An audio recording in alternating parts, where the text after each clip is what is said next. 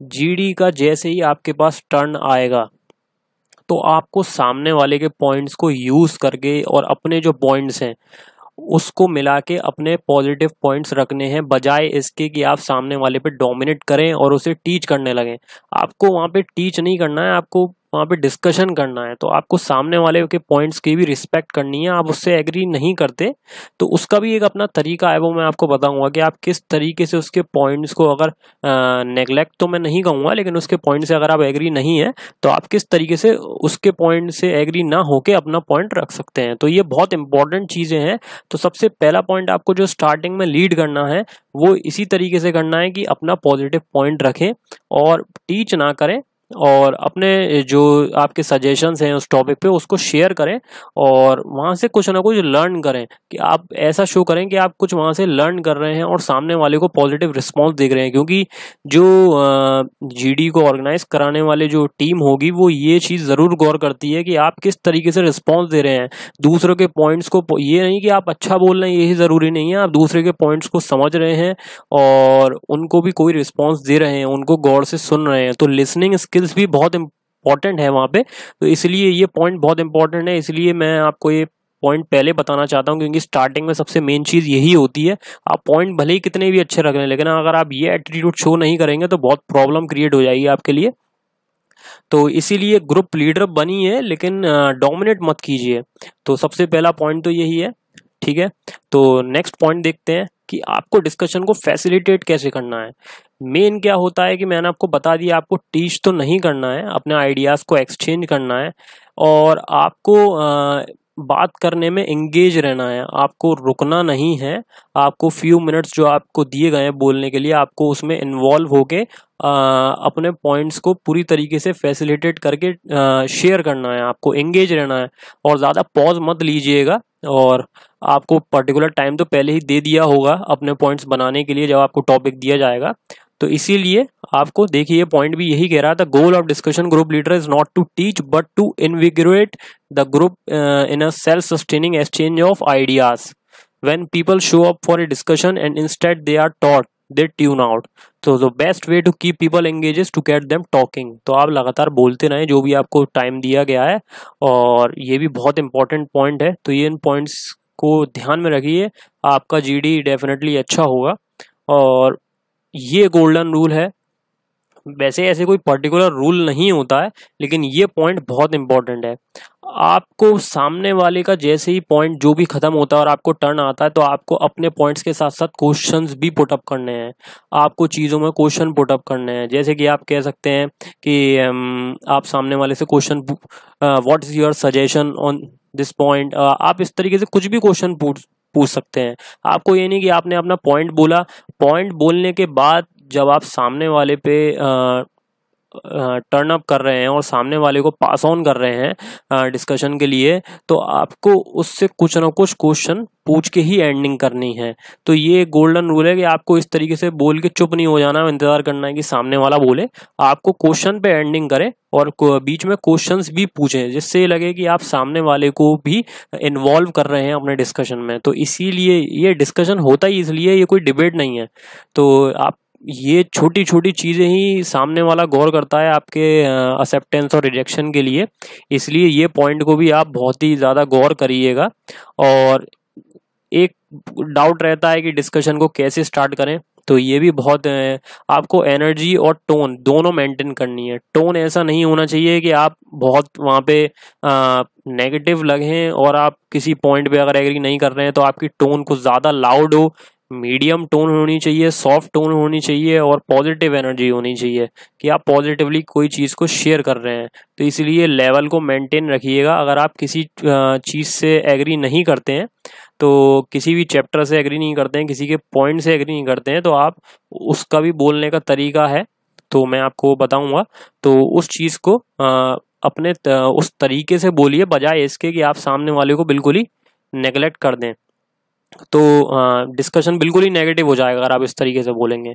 तो स्टार्ट जो कीजिए, टोन आपकी अगर टोन बहुत ज़्यादा लाउड होगी, और लाउड होना चाहिए पर इतना भी लाउड नहीं होना चाहिए कि वो फिर सब खराब हो जाए, पूरा डिस्कशन ही आपका खराब हो जाएगा और बहुत गलत इम्पैक्ट जाएगा। तो स्टार्टिंग डिस्कशन सैल्यूटेशंस में आपको आगे बताऊंगा किस तरीके से, और इस वीडियो में नहीं हो पाएगा तो नेक्स्ट वीडियो में बताऊंगा। लेकिन ये पॉइंट जो हैं, ये पॉइंट लोग गौर नहीं करते हैं, वो सिर्फ अपने पॉइंट्स जो लिख लेते हैं वहाँ पे बोलने के लिए, और ये सोचते हैं कि मैंने तो इतना अच्छा पॉइंट रखा, मेरे पॉइंट में फैक्ट था। लेकिन ये छोटी छोटी चीज़ें ये बहुत गौर करी जाती हैं, तो इसलिए ये बताना बहुत ज़रूरी था, इसलिए मैं वीडियो लेके आया हूँ।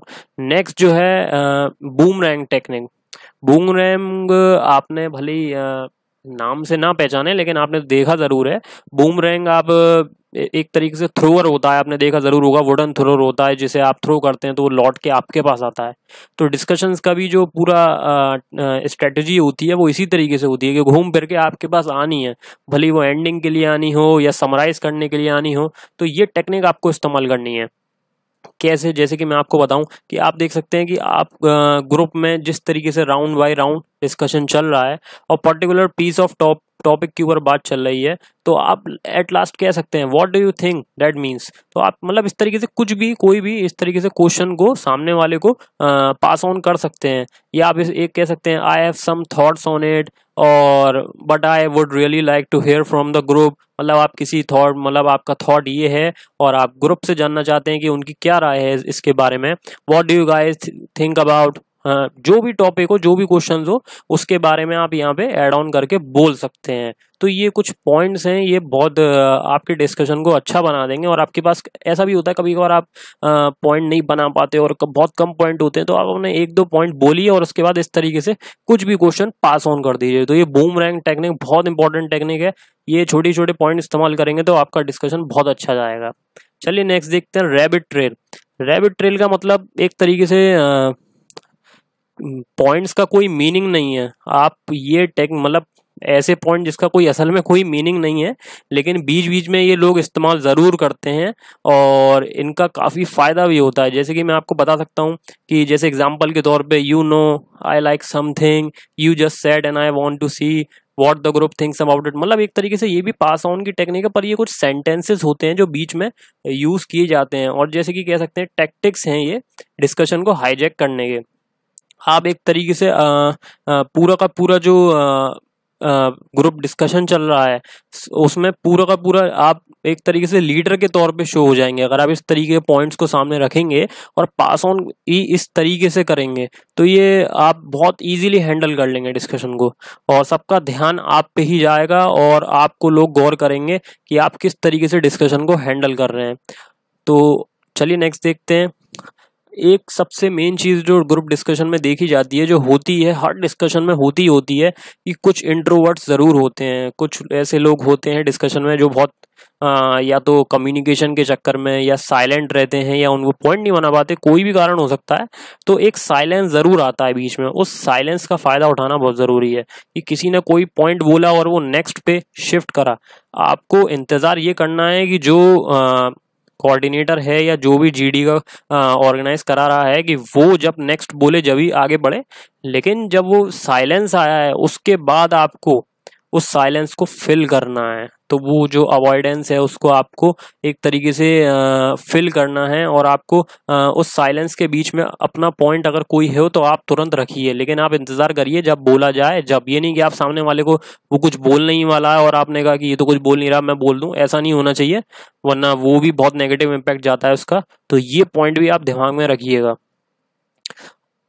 आपको क्वेश्चंस, जैसे कि मैंने आपको बताया था, तो कुछ प्रॉबिंग क्वेश्चंस भी आप पूछ सकते हैं इस तरीके से, वो भी फीडबैक के तौर पे, मतलब फीडबैक के तौर पे कि what did you guys think of this chapter, और रिस्पांस के तौर पे आप बीच बीच में फीडबैक भी पूछिए। जैसे मैंने आपको क्वेश्चन पहले जो बताया उसका मतलब अलग है, आप वो पास ऑन कर रहे हैं, लेकिन अगर आप एट लास्ट कुछ फीडबैक भी पूछना चाह रहे हैं किसी टॉपिक के बारे में, या आप उसकी एंडिंग करना चाह रहे हैं, या कोऑर्डिनेटर ने ही आपसे कहा कि आप इसको समराइज करके एंड करो और दूसरों से फीडबैक लो, तो ये कुछ लाइन्स हैं, ये बहुत इम्पैक्टफुल लाइन्स होती हैं कि व्हाट, इस तरीके से आप बोल सकते हैं तो हाउ वाज इट, ओके, सामने वाले से आप एक तरीके से फीडबैक ले रहे हैं, उसको इन्वॉल्व कर रहे हैं।